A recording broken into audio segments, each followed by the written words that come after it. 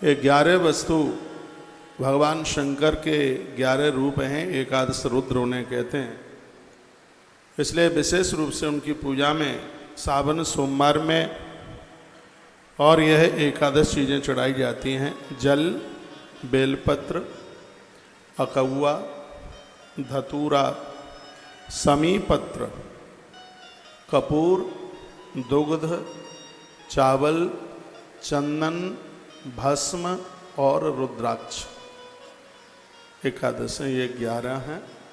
एक बार फिर रिपीट करूंगा। जल, बेलपत्र, अकौआ कहते हैं आँख, राजस्थान की भाषा में जिसको आंकड़ा भी बोल देते हैं, आंकड़ा भी बोलते हैं, हाँ ये वही है, हमारे यहाँ उसको अकौआ कह देते हैं। धतूरा, समीपत्र लिख लिया होगा आपने, कपूर, दूध, चावल, चंदन, भस्म और 11वां है रुद्राक्ष। एकादश हैं, ये 11 है। भगवान महादेव बहुत राजी होते हैं, बड़े प्रसन्न होते हैं और भगवान भोलेनाथ जल से बहुत प्रसन्न होते हैं। शिवधारा जलप्रिय, सागर मंथन से कथा जुड़ी है। जब भगवान महादेव विष पान कर गए तो जहर इतना ज़्यादा चढ़ गया था, सभी देवताओं ने भगवान के सिर के ऊपर जल डाला और उनका दिव्य अभिषेक किया। तब से लेकर के आज तक भगवान शिव के ऊपर जल चढ़ रहा है और भोलेनाथ उससे बहुत ज़्यादा राजी होते हैं, बहुत ज़्यादा प्रसन्न होते हैं। बहुत चीज़ों से भगवान शिव का अभिषेक किया जाता है। दूध से भगवान का अभिषेक किया जाता है। जिनका ऑफिस फेल हो रहा है, कर्मचारी ठीक से काम नहीं कर रहे हैं, स्टाफ गड़बड़ी कर रहा है, तो दूध से भगवान को स्नान कराएं। वंश वृद्धि के लिए तो यह है ही, लेकिन आपके कारोबार के लिए भी ये बहुत ज़्यादा प्रभावशाली है। आज की कथा में आएगा मन की शांति के लिए जल से भगवान का महाअभिषेक करें। बहुत बड़ी संपदा प्राप्ति के लिए गन्ने के रस से भगवान का अभिषेक करें।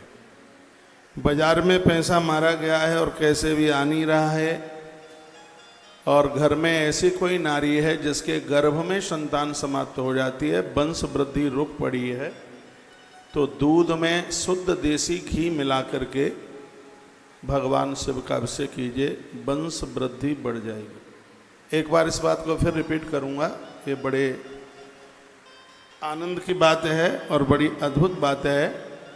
वंश वृद्धि के लिए आप गौ माता का कच्चा दूध लीजिए और उसमें घी मिलाइए, घृत मिलाइए, फिर उसके द्वारा आप भगवान शिव का अभिषेक कीजिए।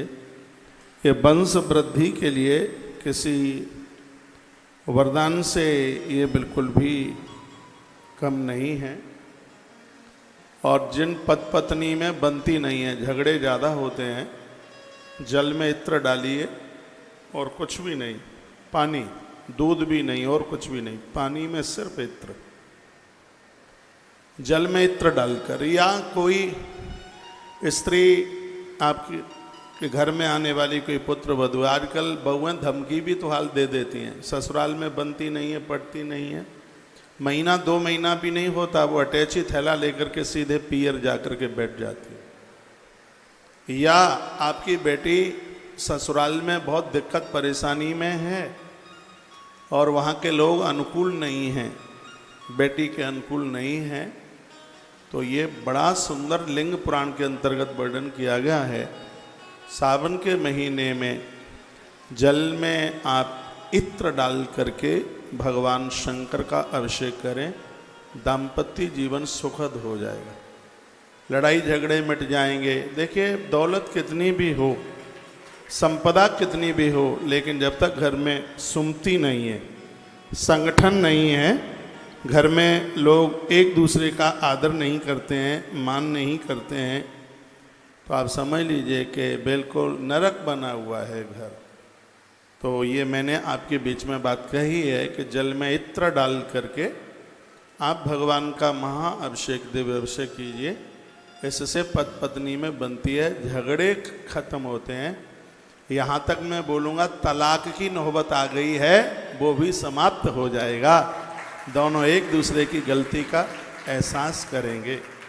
तो घर के संगठन के लिए ये बड़ी अद्भुत चीज़ है, बहुत बढ़िया है। यदि कोई बहुत बीमार है, दवाई उसको लगती नहीं है, तो उसके लिए जल में शहद डालकर महारुद्राभिषेक होता है। किसी को ऐसी बीमारी है, और मैं निवेदन करूंगा, भगवान करे ये रोग किसी को ना हो। एक बड़ा खतरनाक रोग है, सफ़ेद दाग शरीर में हो जाते हैं, ग्रंथ में उसको कुष्ठ रोग के नाम से जाना जाता है। तो यह अभिषेक शनिवार के दिन जल में थोड़ा सा आप सरसों का तेल डालिए और थोड़ा सा शहद डालिए पानी में, फिर इसको मिला करके भगवान महादेव का अभिषेक कीजिए, स्वास्थ्य को लाभ प्राप्त हो जाएगा। ये तो रही पूजा की बात। दूसरी बात, गैया की बछिया 1.25 साल जिसकी उम्र हो, 1.25 साल से ज़्यादा नहीं, बछड़ी, और काले रंग की शुद्ध देसी बछिया, उसका गौमूत्र लीजिए और सूती कपड़े में उसको 100 बार छानिए, गिन करके 100 बार, एक बहुत बड़ी औषधि बन जाएगी। उसको 100 बार छानिए, फिर उसको गर्म कीजिए। गर्म करने के बाद जहाँ जहाँ सफ़ेद दाग है वहाँ लगाइए, और एक लगभग 25-30 ग्राम एक 3 महीना आप उसको पीजिए। ज़्यादा पी लिया है तो हो सकता है दस्त भी हो सकता है, क्योंकि शुद्ध देसी गाय का जो गौमूत्र है वो सबको पचता नहीं है। कैंसर के लिए वरदान है, इस रोग के लिए वरदान है, किडनी की सफाई के लिए, लीवर की सूजन को समाप्त करने के लिए गौ माता का ये गौमूत्र, और डायबिटीज वाले लोगों के लिए अमरता है। 1.25 साल की बछिया हो, उसका गौमूत्र 100 बार कपड़े में छान कर और फिर उसको गर्म कीजिए, जहाँ जहाँ सफ़ेद दाग है वहाँ लगाइए, और एक 30-40-50 ग्राम ज़्यादा से ज़्यादा उसको नित्य एक 90 दिन के लिए 3 महीने के लिए ले लीजिएगा। तो ये एक औषधि है, स्वास्थ्य लाभ हो जाएगा इससे। और पूजा के लिए असाध्य रोगों को, यहाँ तक कि मृगी का रोग है और पैरालाइसिस है, ये सब असाध्य रोग में, पैरालाइसिस असाध्य रोग में आता है। तो इसके लिए शनिवार के दिन शहद, जल और थोड़ा सरसों का तेल, इन तीनों को मिलाकर भगवान महादेव का अभिषेक कर दीजिएगा। यदि सांवले रंग की पिंडी मिल जाए तो और ज़्यादा बढ़िया है। रोग निवारण के लिए सांवले रंग की, और धन नोटों के लिए शहद जैसे रंग की, घर में शांति के लिए शहद जैसे रंग की शिव पिंडी बहुत ज़्यादा प्रभावशाली होती है। रोग निवारण और शत्रु के नाश के लिए सांवले रंग की शंकर की पिंडी बहुत ज़्यादा प्रभावशाली होती है। तो शनिवार के दिन यह आप करें और आनंद हो जाएगा, बहुत बढ़िया हो जाएगा। तो ये अभिषेक, ये देखो, मैंने कथा के पहले ही दिन आपको बोला है कि आप शिव महापुराण की कथा सुन रहे हैं तो इसके लिए एक डायरी बनाइएगा। ये देखो, ये सामने मंजू बहन कैमरा लगाइए। आप ये ऐसी ये चीज़ें हैं, आप खोजते रहेंगे और आपको मिलेगी नहीं, और व्यासपीठ से आपको ये समाधान मिल रहा है। हमने लोगों के ऊपर यह उपचार किया है, लोगों को बहुत फायदा मिला है। तो मैं आज अपनी बात को, भगवान की इस दिव्य कथा को यहीं से मैं आरंभ कर रहा हूँ। आज सोमवार है। मैंने परसों या दरसों बोला है कि संध्या को प्रदोष काल में 7 बजे के बाद, लगभग प्रदोष काल 8:48 तक रात्रि में रहेगा, 8:45 बजे तक। ये इतना है, ये रोज आता है प्रदोष का। ये समय आज का ही नहीं है, रोज ही आता है प्रदोष का समय। 7:15 बजे से लगभग इतने टाइम के बीच में प्राण प्रतिष्ठित मंदिर में जाइए, भोलेनाथ के मंदिर में। 2 दिया घर से लेके जाइए बिना जले हुए, माचिस संग लेके जाएं, घी का दिया, मिट्टी का दिया हो बहुत ज़्यादा बढ़िया है।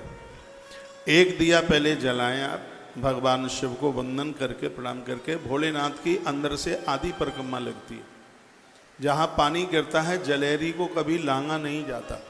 भोलेनाथ की अंदर से परिक्रमा आधी लगती है और बाहर मंदिर से पूरी परिक्रमा लगती है। दुर्गा मैया की 1 परिक्रमा लगती है, बहुत देवताओं की 3 लगती हैं। नारायण भगवान की परिक्रमा है वो 4 लगती है।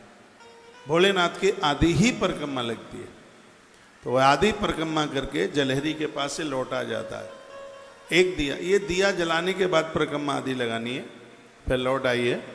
और जो दिया आपने जला के रखा है, याद रखिएगा, दोनों दिए आपको माचिस की तीली से नहीं जलाने हैं, एक ही दिया जलाना है। और मैंने एक भी और भी बात बोली है, नारायण के मंदिर में यदि आप तुलसी की लकड़ी से दिया जलाते हैं तो एक दिया जलाने का फल 10,000 दिए के बराबर होता है। ये समझ के याद के रखिए। अब यहाँ बच्चे पता नहीं भूल गए हैं कैसे, नहीं तो मैं ज़्यादातर ऐसे कथा में तुलसी की डंठल से या बेल की डंठल से मैं दिया जलाता हूँ। महादेव के मंदिर में बेल पत्र की लकड़ी से, उसके डंठल से उसको दिए को जलाइए तो एक दिया 10,000 दीपक के बराबर होगा। इतनी बड़ी महिमा है उसकी। मोमबत्ती से मन दिया जलाया करो, मैं कभी भी नहीं जलाता। मोमबत्ती बनती है पता नहीं क्या क्या, उसमें सब डाला जाता है। तो ऐसे आप दिया जलाएं तो एक दिया आपने जला दिया है, जो दूसरा दिया है उस दिए से दिया जलाइए, फिर उसको ढक करके लाइए, रास्ते में हवा में या पानी में बुझ ना जाए। और ये काम पत्नी दोनों जाके कर लें तो बहुत अच्छा है। आपको कहीं इधर उधर भटकने की जरूरत नहीं होगी, सब समाधान ये होगा चुटकियों में। और एक आनंद की बात बता दूं मैं आपको, बहुत दावे के साथ, बहुत आनंद के साथ, तुम्हारे बच्चे मन मुताबिक शादियां नहीं करेंगे, आपकी इच्छा से शादी करेंगे, आपकी इच्छा से। और वर्तमान समय में बहुत बड़ी बात हो जाएगी कि आपके बच्चे आपके हिसाब से शादी करें। नहीं तो आज की स्थिति हम तुम राजी क्या करे काजी, ये स्थिति आएगी। तो ये जो मैंने एक दिए की बात आपको बताई है, इसमें मेरी बड़ी श्रद्धा है, बहुत ज़्यादा। सब नकारात्मक ऊर्जा को, नकारात्मक सोच को एक दिया खत्म कर देता है। और यह अपना जो आपका घर का प्रमुख द्वार है, आपके घर में जहाँ घुसते हैं उसके दाहिने भाग पर इसको आप जला करके रख दीजिए। थोड़ी सी देर तक उसकी रक्षा कर लें, कहीं कोई बिल्ली है वो उसको लुढ़का ना दे। आजकल लोगों के घर में चैंपियन पाला जाता है, सुल्तान, कुतरा, कहीं बोई ना चाट जाए, बोई ना उसको बुझा दे। थोड़ी देर के लिए वो जलता रहे, एक 24 मिनट तक दिया जलता रहे, बहुत ज़्यादा पूरी रात ना जले, 24 मिनट तक ज्योतिष के अनुसार 24 मिनट तक वो दिया आपकी देहली पर जल जाए, आपके घर का तिमिर समाप्त हो जाएगा, घोर गरीबी का नाश हो जाएगा, घोर दरिद्रता का नाश हो जाएगा। और घर में जो ऊट पटांग जो वातावरण है, नकारात्मक सोच है, ये 8 सोमवार, सावन के 8 सोमवार है, 8वें सोमवार में कर लीजिए, आनंद हो जाएगा। एक बार जयकारा लगाइए, बोल भक्त वत्सल भगवान की जय हो, श्री हनुमान जी महाराज की जय हो, आज के आनंद की जय हो, जय जय। श्री राधे। रामायण की एक चौपाई बोल करके, हाँ आप बताया क्या? घर से नहीं जलाना है, वहीं जलाना है। क्या बोले? पहले मंदिर वाला जलाना है।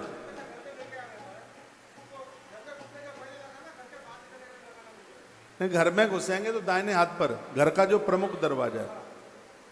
जैसे पुरुषोत्तम भाई, मैं आपके घर में घुसता हूं, नीचे जैसे हम आपके घर में, जहां आपका रेजिडेंस है, जहां घर से जैसे हम घुसते हैं तो उसके दाएं हाथ पर, हाँ वो ही है। किसी और की चौखट पे मत रखना, नहीं लड़ने को आ जाएगा, क्या कोई जादू टोना तो नहीं कर दिया। अपने ही दरवाजे पर आप जलाइए। मैंने वास्तु की किताबें बहुत पढ़ी, सबसे ज्यादा वास्तु है। आप तोड़ा फोड़ी बहुत ज्यादा करते हैं, जैसे तैसे तो मकान बन पाते हैं, इनको बिल्कुल भी तोड़ने की जरूरत नहीं है। मैं आपको टिप्स दूंगा। रसोई में कुछ चीजें हैं, एक पोटली में बांध के ऊपर रख दो, कभी कुछ बुरा हो ही नहीं सकता घर में। और जिसके घर में तुलसी पूजती है उसके घर में शंकर पूजते हैं, उसके घर में तो वास्तु दोष और पितृ दोष रहता ही नहीं है। जिन्होंने प्लॉट खरीद रखा है उसको बनाने, मकान अधूरा बना हुआ पड़ा है, पूरा बन नहीं पा रहा है। शुक्रवार के दिन भगवान महादेव का अभिषेक उस प्लॉट में या अधूरे मकान में मत्स्य पुराण में वर्णन है। शुक्रवार को किसी विद्वान ब्राह्मण के द्वारा उसमें महारुद्राभिषेक करा दीजिए, भूमि का दोष समाप्त, भूमि का दोष समाप्त हो जाएगा, वो मकान बन जाएगा। एक बात और निवेदन करूंगा आगे बढ़ते हुए, जब तक मकान में खिड़की और किवाड़ न लग जाएं तब तक नए मकान में रहिए मत। खिड़की और उसमें जब तक किवाड़ न लग जाएं तब तक मत रहिए, और जब तक दीवाल के ऊपर कलई न पुत जाए, पुरानी भाषा में तो उसको कलई, राम रज, ये सब चीज़ें बोलते हैं। आज उसको डिस्टेम्बर मान लो, पेंट मान लो, उसको कम से कम उसके ऊपर एक बार तो उसकी लिपाई पुताई हो जाए। उसके बाद में फिर घर में आप प्रवेश करें। और याद रखना, जब नए मकान का आप गृह प्रवेश करते हैं तो सबसे पहले उस घर में भरा हुआ मटका लेके जाया जाता है अंदर, और सबसे पहले नए मकान में चूल्हे के ऊपर खीर सबसे पहले खाद्य सामग्री पहुंचाई जाती है, खीर बनाई जाती है, खाने पीने का सामान, जो भी सामान नए, याद रखना नए मकान का गृह प्रवेश करते हुए 3 दिन तक मकान को खाली नहीं छोड़ा जाता। ये मत्स्य पुराण में वर्णन है। 3 रात्रि वहाँ रात्रि को रुकना ही पड़ेगा, रात्रि को ठहरना पड़ेगा, उसको आप खाली छोड़ करके रात को ताला डाल करके आप नहीं जा सकते। भले आप किसी और को रख दीजिए, देव के ऊपर चढ़ाते हैं तो अपने मुख से इस चौपाई को गुनगुनाते रहिए। आंसू तो से तुम अब डरदानी, आंसू तो से तुम अब डरदानी, आरत हरहु दीन जनदानी, आंसू तो से तुम अब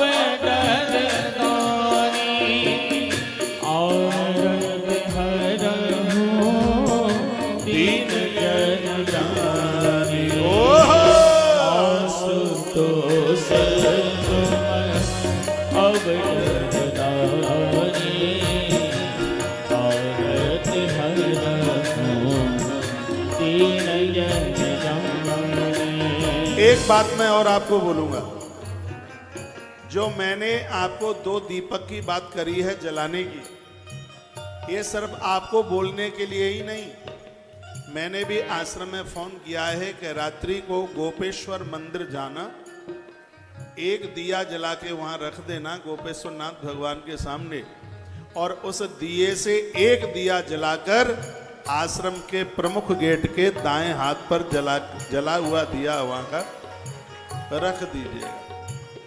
तो आश्रम में जितने भी लोग रहते हैं, काम धाम करने में इनका मन लगे, नकारात्मक सोच ना रहे, अच्छे विचार तो सबके लिए जरूरत है।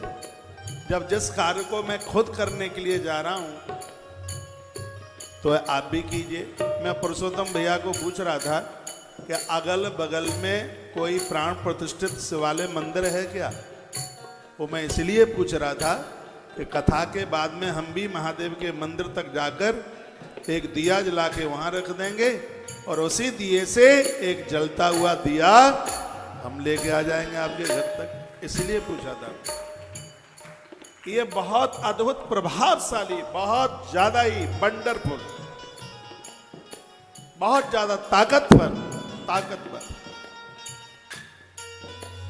एक बढ़िया जीवन जीने के लिए, लोगों की खुरापाती को समाप्त करने के लिए मृत्यु लोक का वरदान है शिव महापुराण। आप लाइव कट गया।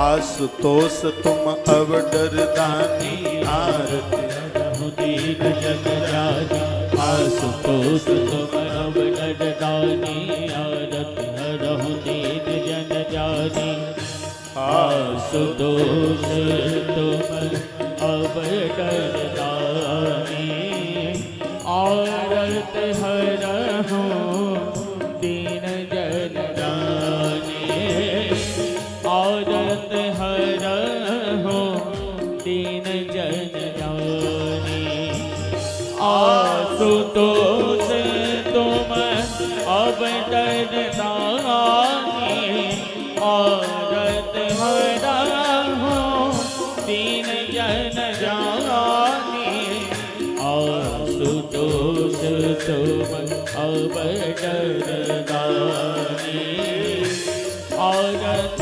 हरहु दीन जन जानी औरत हरहु राधे दीन जन जानी आशुतोष तुम अब डरदानी औरत हरहु दीन जन जानी आशुतोष तुम अब डरदानी औरत हरहु दीन जन जानी औरत हरहु दीन जन जानी। बोली भक्त वत्सल भगवान की जय हो। लाओ एक बात कह करके और मैं आगे चलूं। घर में कोई वृद्ध है, कोई बूढ़ा है, प्राण भी निकल नहीं रहे हैं, कष्ट भोग रहे हैं, खड़े भी हो नहीं पा रहे हैं, दवाई भी लग नहीं रही है, शरीर ज़्यादा वृद्ध है, तो ऐसा वर्णन ग्रंथ में है कि उनके हाथ से आप गंगा जल महादेव को चढ़वा देते हैं तो उनको मोक्ष प्राप्त हो जाता है, उन्हें मुक्ति मिल जाती है, उन्हें कष्ट नहीं भोगना पड़ता। उनके हाथ से आप गंगा जल भगवान महादेव के ऊपर चढ़ाइए। जो लोग अपने जीवन काल में महादेव के ऊपर, गंगाधर के ऊपर गंगा जल चढ़ाते रहेंगे तो मृत्यु के समय पर इतना भी कष्ट नहीं होगा प्राण छोड़ने में जितना कष्ट पाँव में कांटा लगता है। नहीं तो आदमी मरता है तब इतना कष्ट होता है, 20 करोड़ बिच्छू एक साथ डंक मारें उतना जब कष्ट होता है, मृत्यु के समय पर जीवात्मा को इतना कष्ट होता है। लेकिन जिसने गंगाधर पर गंगा जल चढ़ाया है उसको मृत्यु के समय पर पाँव में कांटा लगे इतना भी कष्ट नहीं होता। घर में कोई ऐसे बुजुर्ग, इसलिए तो गंगाजल कावड़ चढ़ाई जाती है, महादेव के ऊपर गंगाजल लाया जाता है। और एक बात मैं और आपको निवेदन करूंगा, आपको अच्छा लगे तो स्वीकार करना, जब जब मंदिरों में आप जाते हैं तो गाड़ी से मन जाइए, जितना आप पैदल चलोगे तो उसकी महिमा बहुत ज़्यादा है। इसलिए तो कावड़ पैदल ही ला करके चढ़ाई जाती है, उसका महत्व तो तभी तो ज़्यादा है। रामदेवरा बाबा राजस्थान में लोग पैदल, मुझे आप बता रहे थे कि हैदराबाद से लोग पैदल जाते हैं, कहाँ कहाँ से लोग। तो मंदिर में आप जितना पैदल आप अश्वमेध सहस्त्राणी, अरे उसमें तो हजार हजार यज्ञ करने का फल प्राप्त हो जाता है। ग्रंथों में लिखा है कथा सुनने के लिए आप जितना आपको लंबा चलना पड़ता है उतना ही उस कथा का बहुत ज़्यादा महत्व है। मंदिर में आप जाते हैं, नहीं तो ज़्यादातर ऐसे तो ये होता है कि पिंटू जाता है आपको बाइक पर बैठा के और मम्मी को गेट पर छोड़ के आ जाता है और फिर चला जाता है लेने के लिए।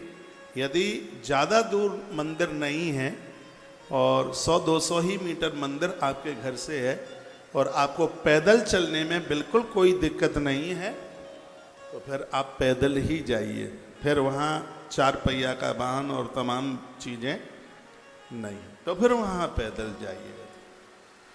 और गंगाजल तो आप पैदल ही जा कर के चढ़ाओ भगवान महादेव के ऊपर। जो घर में बुजुर्ग है, चलने में असमर्थ हैं, उनके हाथ से गंगाजल स्पर्श करा दो और उनके निमित्त आप बन करके, उनके निमित्त आप जाके उनके ही नाम से वो गंगाजल चढ़ा दीजिए। और एक बात मैं आपको कहूँ, बेटा जो भी कुछ करता है बिना समर्पित किए भी उसका पुण्य उसके माई बाप को मिलता ही है, इसमें कोई संशय वाली बात नहीं। बेटा करता है वो मिलता है, पुरखों को मिलता है, पूर्वजों को मिलता है।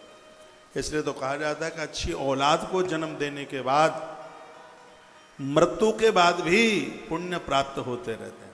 कुछ चीज़ें ऐसी हैं मरने के बाद भी जिसके पुण्य मिलते हैं। कहीं आपने पेड़ लगा दिया, वृक्ष आप लगा के चले गए, उस पेड़ के नीचे जब जब कोई छाप लेगा, पशु पंछी उसके नीचे बैठेंगे, उसमें पंछी अपना घोंसला बनाएंगे तो मरने के बाद भी उसका पुण्य हमें प्राप्त हो रहा होगा। आप रास्ते बना करके चले गए हैं, उसके ऊपर रोज लोग निकलेंगे, यात्रा उनकी होगी, उसका फल मृत्यु के बाद भी हम लोगों को प्राप्त होगा। आप प्याऊ बनवा के चले गए, आप धर्मशालाएं बना के चले गए, आप अनाथ के बच्चे को पढ़ा लिखा करके चले गए। क्या सुंदर मैंने पढ़ा है कि वो व्यक्ति बड़ा हो करके कुछ करेगा, उसको पगार मिलेगी, पैसा मिलेगा, पैसे के द्वारा रोटियां घर की चलेंगी, और जब जब घर के लोग उस भोजन को करने के लिए बैठेंगे तब तब उसका एक हिस्सा पुण्य का आपके खाते में जा रहा होगा। एक बात और मैं आपको निवेदन करूंगा जो मैंने गरुड़ पुराण में पढ़ी है, उसमें ये लिखा है कि आपने संस्कारी संभ्रांत बच्चों को जन्म दिया है। जब जब बच्चे तीर्थ यात्रा के लिए जा रहे होंगे, जब जब बच्चे मंदिर में जा रहे होंगे, और जब जब बच्चे वेद वेदांग पढ़ रहे होंगे, तब तब उसका पुण्य है उसके माता पिता के खाते में जा रहा होगा।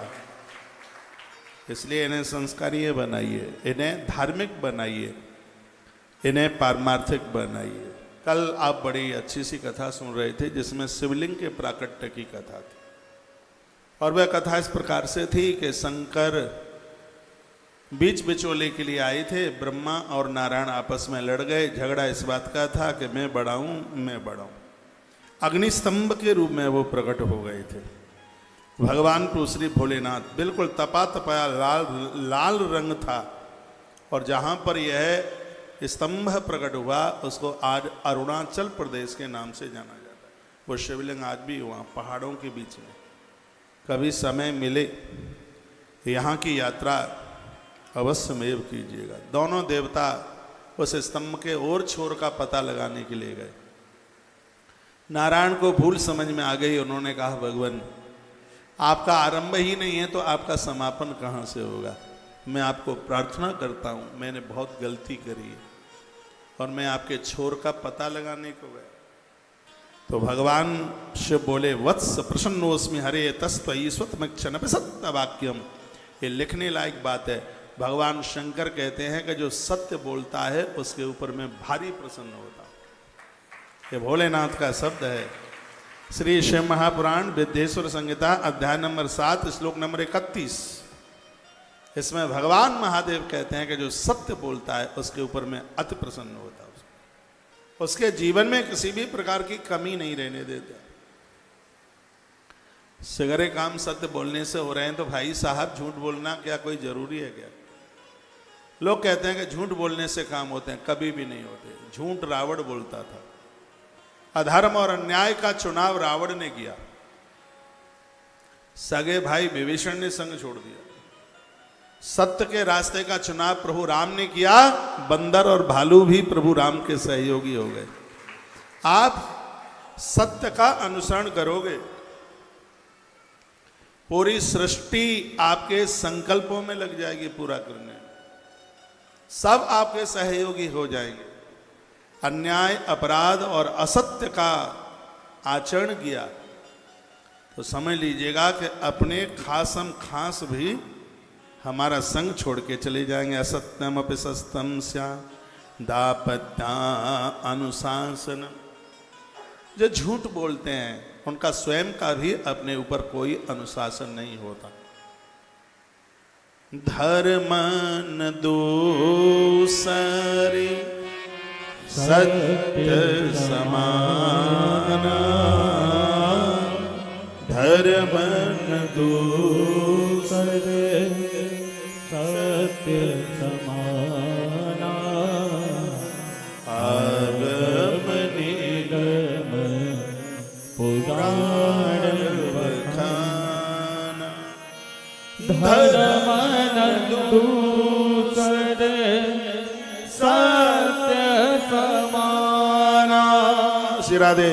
आगम निगम पुराण बखाना, धर्म न दूसरे सत्य समाना, आगम निगम पुराण बखाना। वेद पुराण कहते हैं कि सत्य के समान कोई दूसरा धर्म नहीं है, पालन कीजिएगा। सांच बराबर तप नहीं, झूठ बराबर पाप, जाके हृदय सांच है, ताके हृदय आप। मैं भगवान की व्यासपीठ पर बैठा हूं और यह ग्रंथ मेरे सामने है और इसमें बिल्कुल झूठ नहीं है। अभी वृंदावन में कैंसर हॉस्पिटल की एक रजिस्ट्री हुई है। मुझे सामने वालों ने ये कहा, उनकी बगल की कोई जमीन बिकी होगी, उन्होंने मुझे ये कहा था कि महाराज जी बस आप ये कह दीजिएगा कि ये जमीन हमने इतने में ली है और आपको 3,97,00,000 रुपए का मुनाफा हो जाएगा। मैंने कहा तुम मुझे इंद्र का पद दो तो भी मैं नहीं बोल सकता बिल्कुल, और महादेव की सौगंध मैं नहीं बोला बिल्कुल। मैंने कहा मेहनत ज्यादा करेंगे, हमें मुनाफा नहीं चाहिए कि हम अपने फायदे के लिए और दूसरे व्यक्ति का 5 करोड़ का नुकसान कर दें। मेरे थोड़े से झूठ बोलने पर सामने वाले का 5 करोड़ रुपए का नुकसान था। आश्रम को तो चलो ठीक है 3,98,00,000 का मुनाफा, लेकिन ऐसा मुनाफा आश्रम नहीं चाहेगा जिसमें दूसरे का 5 करोड़ रुपए का नुकसान होता है। और मैंने उस बात को बिल्कुल स्वीकार नहीं किया। सोमवार है, शिव के दरबार में बैठा हूं। ये बातें नकली नहीं है, ये नहीं है कि बस लोगों को सुनाने के लिए हो।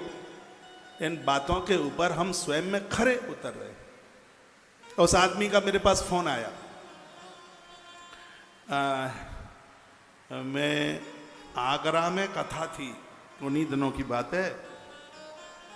तो कहा महाराज जी ऐसी ऐसी बात है और ये लोग ऐसा कह रहे हैं कि कौशिक महाराज ने और वो इतने में ले लिया। मैंने कहा मैंने नहीं ली इतने में, बिल्कुल भी नहीं ली। कहा महाराज जी हमारे तो 5 करोड़ रुपए का बहुत बड़ा नुकसान हो जाएगा। मैंने कहा तुम्हारा नुकसान थोड़ी होने देंगे, बस तुम उस पार्टी को ये कह दो कि कौशिक महाराज से तुम बुलवा दो, हम उसका और डबल दे देंगे, क्योंकि मैं बोलने वाला ही नहीं था बिल्कुल। और उस बेचारे को वो भी परहित परमार्थ का काम था और उनका 5 करोड़ रुपया जाने से बच गया। कैसे बच गया? हमने अपने सत्य का पालन किया, इसलिए बच गया।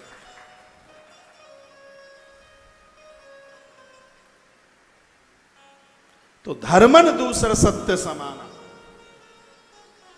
आगम ने। हाँ एक बात तो मैं कहने को वो तो भूल ही गया। मैंने कहा उसका 5 करोड़ भी बचेगा और हमारा 3,98,00,000 भी बचेगा, यदि हम अपने सत्य के ऊपर डिगे हुए हैं। उनको गर्ज थी, उनको जरूरत थी, तो 4 करोड़ आश्रम का बचा, 5 करोड़ सामने वाले का बचा, 9 करोड़ रुपया बच गया सत्य का सारा। तालियां तो आप बजाना ही मत बिल्कुल। बहुत मोटी जगह थी, बहुत बड़ी रकम, कैंसर हॉस्पिटल की जमीन। तो सुन पा रहे होंगे तो मुस्कुरा रहे होंगे, मुझे भय किस बात का है, डर किस बात का है? हकीकत है तो वो तो हकीकत है। तो धर्म तो कोई, सत्य तो कोई बात है कोई, और बिना मतलब के कोई मतलब ही नहीं है। ये ग्रंथ में जो ये बातें कही हैं, देखो ये शिव का मुझे ये सूत्र इतना अच्छा लग रहा है, इतना बढ़िया लग रहा है चटनी बना करके इसको चाट जाऊं, शरबत बना करके पी जाऊं। क्या कहा है कि प्रश्नोस्मि हरे आवत सत्यमन सत्यवा, कि हम भगवान कहते हैं जो सत्य बोलते हैं, भगवान भोलेनाथ कहते हैं उनसे मैं अति प्रसन्न रहता हूं, उनसे मैं बहुत खुश रहता हूं। और भोलेनाथ ने कहा नारायण तुम सत्य बोले हो, तुम सत्य बोले हो, इसलिए हमारा आशीर्वाद है तुम्हारे लिए, हमारा वरदान है तुम्हारे लिए, धरती पर तुम्हारे विविध अवतार हो। जब तुम्हारी पूजा करेगा उसके ऊपर महादेव प्रसन्न होगा। जो तुम्हारी पूजा करेगा महादेव उसकी मौत को नहीं बिगड़ने देगा। ये भगवान शंकर के शब्द हैं, वो नारायण की बात बोल। यहाँ कृष्ण के पुजारी बहुत बैठे, उनमें से एक मैं भी हूँ भगवान की कृपा से। गोपाल जी बैठते हैं कथा सुनते हैं, हनुमान जी इधर बैठे हैं, हम लोग वृंदावन में रहते हैं, कृष्ण के पुजारी हैं, उनके बिना तो हम श्वास भी नहीं ले सकते। लेकिन भगवान शिव को जब वंदन प्रणाम करते हैं तो उनको यही कहते हैं, प्रभु जिस देवता को हमने इष्ट बनाया है उसके चरणों में अपार भक्ति दे दीजिएगा, क्योंकि तुम्हारे बिना भक्ति नहीं मिल सकती। जेहि पर कृपा न करहि पुरारी, सो न पाप मुनि भगते हमारी। स्वयं नारायण ने बात कही। आप कितने भी देवी देवताओं की पूजा करते हैं, आग्रह पूर्वक मेरा निवेदन होगा कि आपके मंदिर में शिव का होना जरूर, भगवान शंकर का होना जरूर। शिव को बैठाइए। मैंने 5-7 चीज़ें बताई हैं आपको अभिषेक में।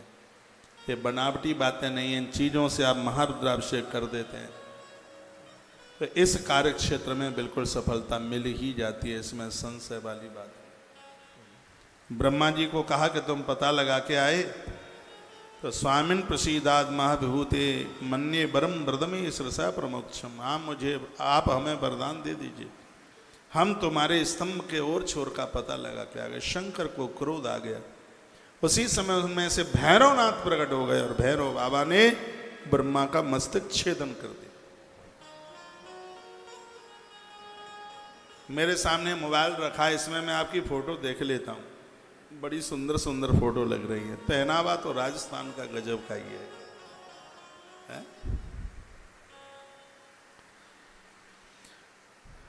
भगवान शंकर ने मस्तक छेदन तब किया, सिर कट गया। फड़कती हुई तलवार भैरव के हाथ में थी, उन्होंने मस्तक का छेदन कर दिया। हाहाकार मच गया। इधर केतकी नाम का फूल, उसने भी झूठ बोल दिया और कह दिया कि ये मुझे लेके आए।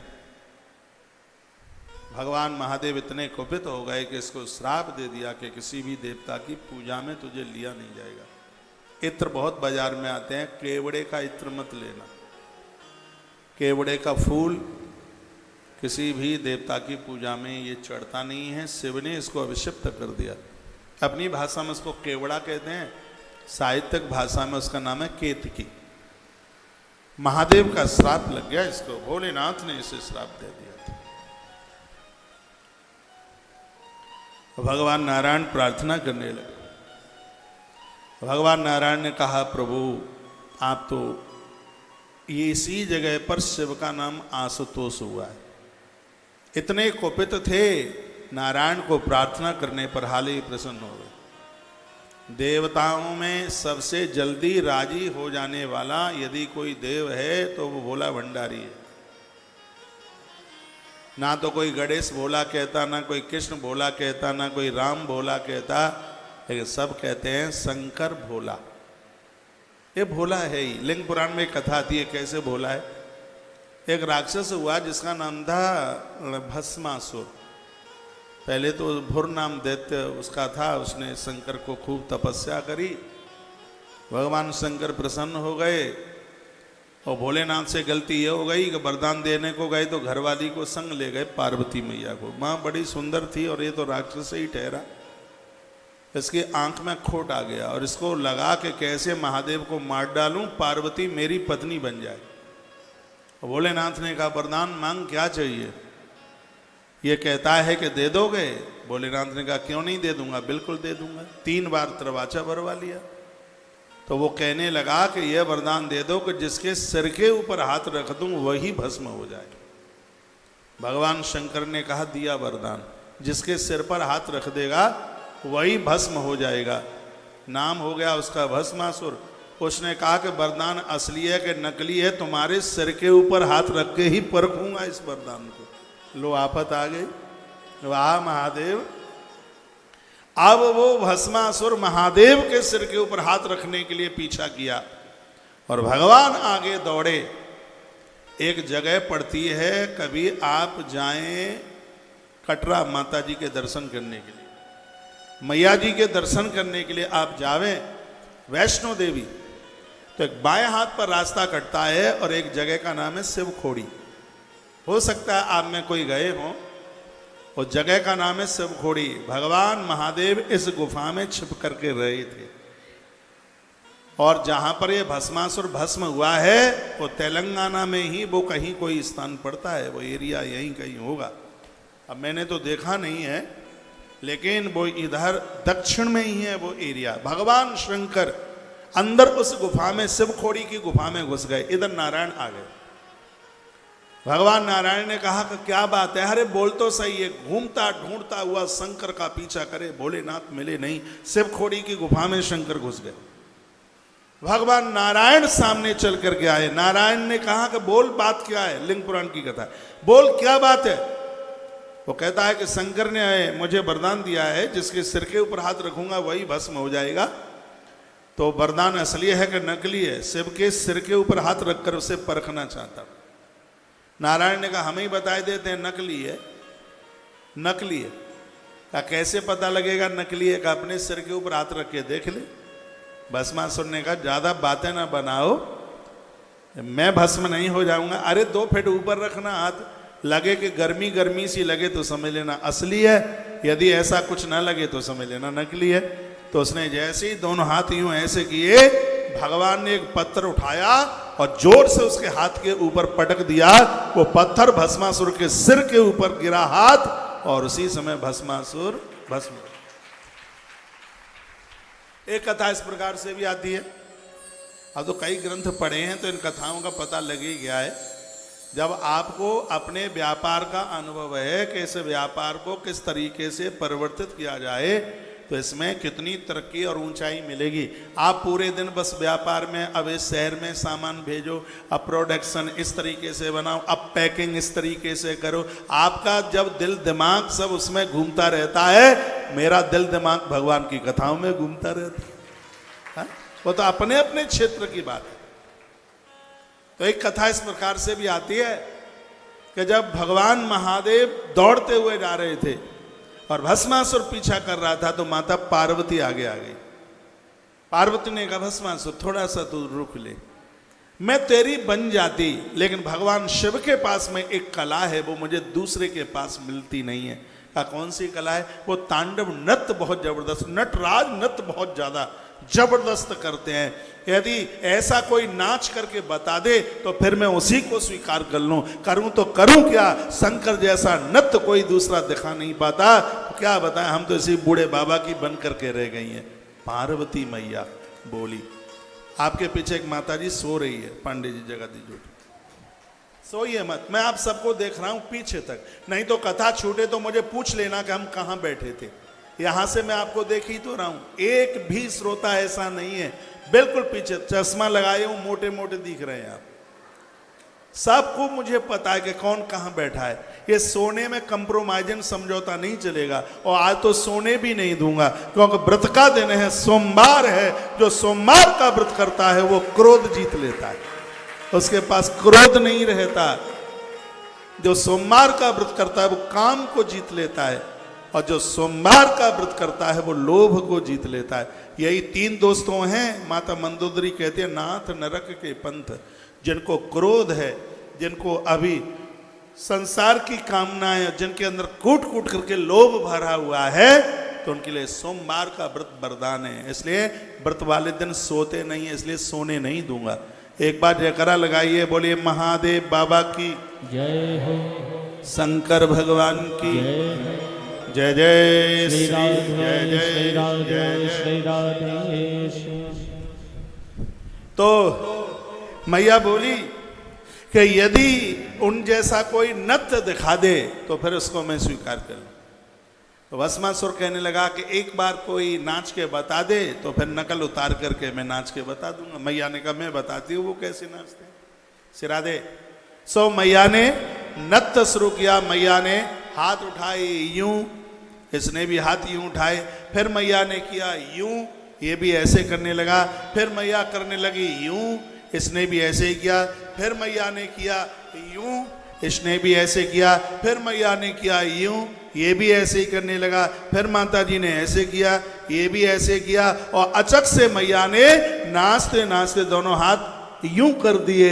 ये भूल गया और उसी समय इसने दोनों हाथ सिर के ऊपर जैसे रखे और उसी समय ये जल करके राख हो गया, भस्मास। तो महादेव तो इतने सरल देवताएं, इतने सहज देवताएं। क्रोध थोड़ी देर के लिए आता है, और जब क्रोध आता है तो समझ लो कि सब गड़बड़ी है। 3 आंख वाला देवता है, और जिस समय तीसरी आंख इसकी खुलती है, या तो इसकी जटा खुलती है या आंख खुलती है। जटा खुलती है तो पानी ही पानी। 2013 में उत्तराखंड में जटा खोल दी उन्होंने, केदारनाथ ने, सब लुप्त। मैं तो उन दिनों में वहीं था, 19 दिन रहा था। इतना पानी, लोग कीड़े मकोड़ों की तरह मर गए। अन्याय अपराध तीर्थों में होंगे तो और क्या होगा, बुरा ना मानिएगा।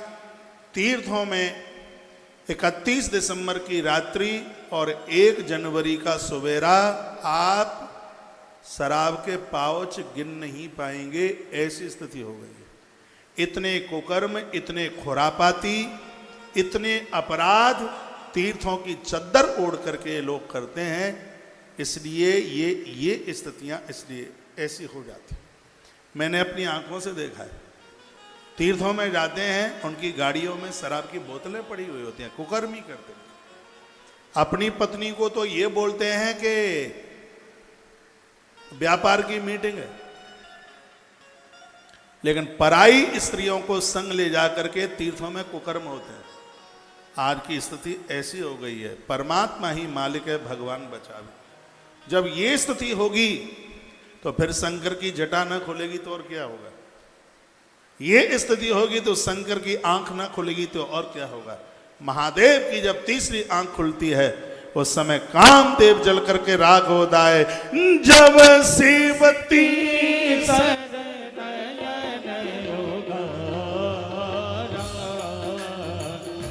जब शिवती शरणयन उगारा, चितवत काम भयो जरि सारा, चितवत काम भयो जरि सारा। जब शिवती शरणयन उगारा, चितवत काम भयो जरि सारा। जब शिवती शरणयन उगारा, चितवत काम भयो जरि सारा, चितवत काम भयो जरि सारा। बोली शंकर भगवान की जय हो। विधाता ब्रह्मा बहुत रोए, गलती का एहसास किया। इन्होंने श्राप दे दिया कि धरती पर तुम्हारी पूजा नहीं होगी। नारायण ने प्रार्थना करी तो शंकर मुस्कुरा गए और भगवान ने कहा मंदिर तो नहीं होंगे, ब्रह्मा के मेरा श्राप है, लेकिन गलती का एहसास किया है तो पूरी धरती पर एक इकलौता मंदिर होगा ब्रह्मा का, और जहाँ पर इनके हाथों से एक यज्ञ होगा, आने वाले समय में यजन होगा। और भगवान ने इनके हाथ में एक फूल दिया था, ब्रह्मा जी के हाथ में, और ये कहा था, पद्म पुराण की कथा है कि जहाँ पर ये फूल गिर जाए तुम्हारे हाथ से और वहीं तुम यज्ञ करना। पूरी धरती का भ्रमण ब्रह्मा जी ने किया। जब वो राजस्थान प्रदेश में पहुँचे तो अजमेर से थोड़ा सा आगे पहाड़ियों के मध्य में, और ब्रह्मा के हाथ से, संस्कृत में कर कहते हैं हाथ को, और फूल को कहते हैं पुष्प, हाथ से पुष्प नीचे गिरा, उस स्थान को पुष्कर के नाम से जानते हैं। बड़ा अद्भुत स्थान है। आप राजस्थानी भाई बहन, आप बड़े बड़भागी, आपके पास इतने तीर्थ हैं। दुनिया बहुत बड़ी है, तीर्थ बहुत हैं इस धरती पर, लेकिन पुष्कर की अपनी एक महिमा है। दूसरी जगह है 12 वर्ष कार्तिक नहाने से जितना पुण्य प्राप्त होता है, पुष्कर में कार्तिक में एक रात्रि और एक दिन वहाँ रहकर भोर का स्नान करने से 12 वर्ष के कार्तिक का फल प्राप्त हो जाता है। जब मैंने ये बात पहली बार पढ़ी पद्म पुराण में, तब हमें लगा कि इतना बड़ा पुण्य लुट रहा है इस धरती पर और हम इससे वंचित रह जाएंगे। तब से लेकर के अभी तक हर वर्ष कार्तिक में 8-7 दिन पुष्कर में लगा करके आते हैं, हर साल। जब से पड़ा है तब से हर साल। इस साल भी होंगे पुष्कर में। तो कह दिया कि पुष्कर में महादेव कहते हैं कि मैं स्वयं तुम्हारा मंदिर आकर के बनाऊंगा। वो बोले, शंकर जी ने कहा मैं स्वयं तुम्हारा मंदिर आके बनाऊंगा। और नारायण को कहा कि तुम्हारे लिए भी मैं ही आकर के एक दिव्य मंदिर बनाऊंगा, मैं स्वयं आऊंगा। वही भगवान शंकर शंकराचार्य बन करके आए। तो इधर विधाता ब्रह्मा जी का मंदिर, उधर बद्री विशाल का वह दिव्य मंदिर है। मंदिर तो बहुत बार बने होंगे, मिटे होंगे, टूटे होंगे, लेकिन आदि शंकराचार्य भगवान की ये देन है जिसमें ब्रह्मा जी की सुंदर सी प्रतिमा विराजित है। ऐसा कहते हैं कि जिनका वंश निर्वंश हो रहा है वह पुष्कर वाले ब्रह्मा जी का अभिषेक करें पति और पत्नी। तो ऐसी तमाम बीमारियां हैं, डॉक्टरों की भी पकड़ में वो बीमारियां नहीं आती। सृष्टि का सृजन करना ब्रह्मा के हाथ की बात है। तो पुष्कर वाले ब्रह्मा जी का दर्शन करने से, उनका पूजन करने से वंश वृद्धि बढ़ जाती है, ऐसा पद्म पुराण में लिखा है। इसमें बिल्कुल कोई संशय वाली बिल्कुल भी बात नहीं है। पूरी दुनिया में एक अद्भुत मंदिर है, वो श्री पुष्कर जी में मिलता है। भगवान शंकर ने कहा यज्ञ में तुम्हें हिस्सा मिलेगा, अधिकार मिलेगा। जिस यज्ञ में ब्रह्मा को स्थान नहीं होगा वो यज्ञ पूरा ही नहीं होगा। आज भी जब यज्ञ होता है और जब भी किसी पंडित जी को, आचार्य को अपने यहाँ आप बुलाएं तो ब्रह्मा के स्थान का ध्यान रखें। जब आप यज्ञ में बैठते हैं तो आपके दाहिने हाथ पर 4 ईंटें रखी हुई होती हैं, उसमें एक पतीले में चावल भरे हुए होते हैं, उसके ऊपर एक सफ़ेद कपड़ा रखा हुआ होता है। यही ब्रह्मा जी का स्थान है। यह वरदान भगवान शंकर ने दिया है। जैसे यज्ञ में ब्रह्मा को स्थान मिलेगा वह यज्ञ अपने आप में परिपूर्ण होगा। चाहे आप नवरात्रा का यज्ञ कर रहे हैं और किसी हवन यज्ञ में आप बैठे हैं तो अपने दाहिने हाथ पर ये ब्रह्मा जी के लिए स्थान दिया जाता है। भगवान शिव ने ये उन्हें दे दिया। केतकी फूल रो रहा था और उसने कहा नमस्ते नाथ में जन्म निष्फलम भवदाज्ञया। भगवान हम झूठ बोले और हमारा तो जीवन ही निष्फल चला गया। क्षम्यताम मम किल्वसम, मुझे आप क्षमा कर दें, हमें माफ कर दें। भगवान ने कहा मैंने तो श्राप तुम्हें दे दिया है। और कहा रे केतक दुष्टस्तम षड दूर मितुस ब्रजा, कहा तूने बहुत सठता और मूर्खता का काम किया है, तो और देवताओं को तो तू नहीं चढ़ेगा, चल तू शरण में है तो ये हम कटौती कर देते हैं। भगवान महादेव ने कहा मेरी शिव महारात्रि के समय पर मेरे मंडप में तुझे लगाया जाएगा, और जो शिवरात्रि के समय मेरे मंडप में तुझे लगाएगा उसको एक ही दिन में वर्ष भर की पूजा का पुण्य प्राप्त हो जाएगा। जब जब आप शिवरात्रि मनाते हैं तो केतकी फूल नहीं मिलता है तो केवड़े की सीसी बाजार से लेके आओ, और भगवान शंकर का जो मंडप बनाया हुआ है रुई में केवड़े का इत्र लगाओ और उस मंडप में उस रुई को लगा दो। तो इससे शिव महारात्रि की पूजा की महिमा बढ़ जाएगी। ऐसा वरदान स्वयं भगवान शंकर ने, भगवान शिव ने दिया है। केतकी का पेड़ भी लगता है। कुछ पेड़ ऐसे हैं जैसे एक है रात की रानी, एक है केतकी, एक है चंपा। ये पेड़ जहाँ होते हैं वहाँ पर सांपों का ज़्यादा खतरा होता है, सर्पों का, क्योंकि सांप भगवान के गढ़ हैं और ये पेड़ भगवान महादेव से जुड़े हुए हैं, तो उसका तो असर होता है, इसलिए लोग उसको कम लगाते हैं। तो वो ना मिले केतकी का पेड़, बेल, तो आप बाजार से केवड़े का इत्र लगा करके फिर आप यह कर सकते हैं। तो यह अद्भुत कथा सुना दी गई है। और अब आप इसमें शिव महारात्रि की जो महिमा है, इसी प्रसंग में शिव महारात्रि की महिमा विधाता ब्रह्मा ने और भगवान नारायण ने प्रथम अभिषेक भगवान शंकर का उस समय किया जब वो स्तंभ प्रकट हुआ था। आज के समय में जिसे हम शिवलिंग के नाम से जानते हैं, ये शिवलिंग को प्रायः लोग कुछ दूसरे दूसरे भावों से समझते हैं। सृष्टि का चिन्ह है शिवलिंग। जैसे स्त्री की पहचान के लिए एक शब्द बोलते हैं स्त्रीलिंग, पुरुष के लिए कहते हैं पुरलिंग, उसी प्रकार से सृष्टि का चिन्ह ही शिवलिंग है। ये पूरी सृष्टि शिव में है, शंकर में समाई हुई है। पूरी धरती को संस्कार जिसने दिया है उसी को तो शंकर कहते हैं। सम करोति शंकर, जिसने सबको संस्कार दिया उसका नाम शंकर है। जो सबका कल्याण कर रहा है उसी का नाम शिव है। तो सबसे पहला अभिषेक रात्रि में हुआ था महादेव, और जिस दिन यह अभिषेक हुआ था रात्रि में, उस समय ये फाल्गुन में पड़ने वाली चतुर्दशी थी, जिसको भोला की चौदस बोलते हैं। शिव चौदस जिसको बोलते हैं, रात्रि का समय था। विधाता ब्रह्मा ने और भगवान नारायण ने प्रथम पूजा करी है भोलेनाथ की।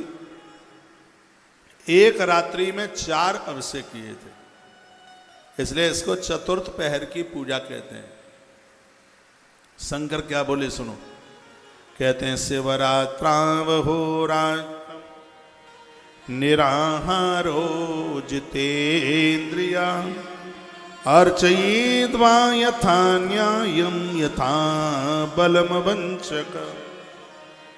उन्होंने कहा, भगवान भोलेनाथ ने कहा कि जो शिवरात्रि को मेरा अभिषेक करेगा, मेरे 4 पैर की पूजा करेगा, निराहार रहकर बिल्कुल अन्न नहीं खाएगा, जितेंद्रिय ब्रह्मचर्य धर्म का पालन करके अर्चयेत मेरी पूजा करेगा, उसको मैं बल यश संपत्ति और सन्मति ये सब कुछ उसको मैं उड़ेल दूंगा, किसी भी चीज की कमी नहीं रहने दूंगा।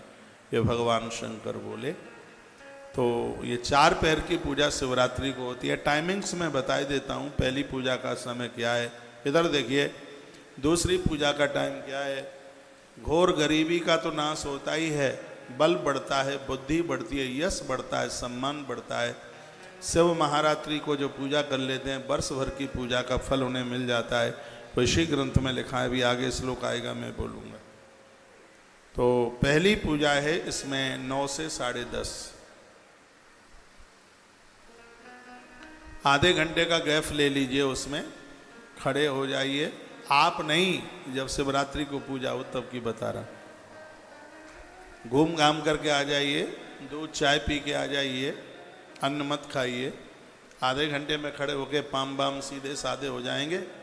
फिर 11 बजे फिर बैठ जाइए। 11 बजे से दूसरी पूजा शुरू होगी। 1.5 घंटे की पूजा होती है। 11 बजे आप शुरू करेंगे तो वो 12:30 बजे पूरी हो जाएगी। उसके बाद में फिर आधे घंटे के लिए खड़े हो जाइए, फिर बैठ जाइए आके, 1 बज जाएगा। पहली पूजा 9 से 10:30, दूसरी है 11 से 12:30, तीसरी पूजा है 1 से 2:30 बजे तक। आधे घंटे के लिए फिर घूम घाम के आ जाइए, फिर 3 बजे चौथी पूजा में फिर बैठ जाइए। इसमें थोड़ा ज़्यादा समय लगेगा क्योंकि इसमें उत्तर पूजा होती है। लास्ट में थोड़ी बड़ी पूजा है तो उसमें 5 बज जाएंगे आपको। 5 बजे फिर आप आरती कर लें। उसके बाद में फिर नहा धो करके जो भी आपको जो जैसे कुछ करना है सो आप कर लीजिएगा। इसको कहते हैं चतुर्थ पहर की पूजा। शिव महारात्रि की चतुर्थ पहर की पूजा की बहुत भारी महिमा है। तत्फलम लभते सद्य शिवरात्रु मदर्चनाथ। भगवान शंकर कहते हैं यत फलम मम पूजायाम वर्ष एकम निरंतरा। ये शब्द लिख लो तो ज़्यादा ठीक है। भगवान शिव कहते हैं यत फलम मम पूजायाम वर्ष एकम निरंतरः। भगवान भोलेनाथ कहते हैं कि जिस समय शिवरात्रि को आपने मेरी पूजा की है, उससे अगली शिवरात्रि तक मैं एक क्षण के लिए भी तुम्हें अकेला नहीं छोड़ूंगा। पूरे वर्ष भर तुम्हारे संग संग संग संग रहूंगा। भोलेनाथ कहते हैं कि एक शिवरात्रि को रात में मेरी पूजा करने से अगली शिवरात्रि तक पूरे वर्ष भर की पूजा करने का तुम्हें सौभाग्य प्राप्त होगा, तुम्हें पुण्य प्राप्त होगा।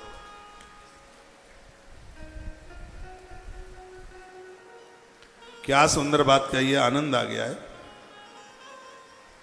भोलेनाथ की तो कृपा भैया ऐसी बरस रही है बड़े आनंद के साथ में, और तो भी लोग वो कैसे हैं भैया, इस आनंद से वो वंचित रह रहे। इस आनंद से वंचित मत रहिए, इस आनंद का पूरा आनंद लाभ प्राप्त कीजिए। सावन का महीना चल रहा है, बेलपत्री भगवान महादेव के ऊपर रोजाना बेलपत्रियाँ चढ़ाएं, आनंद हो जाएगा।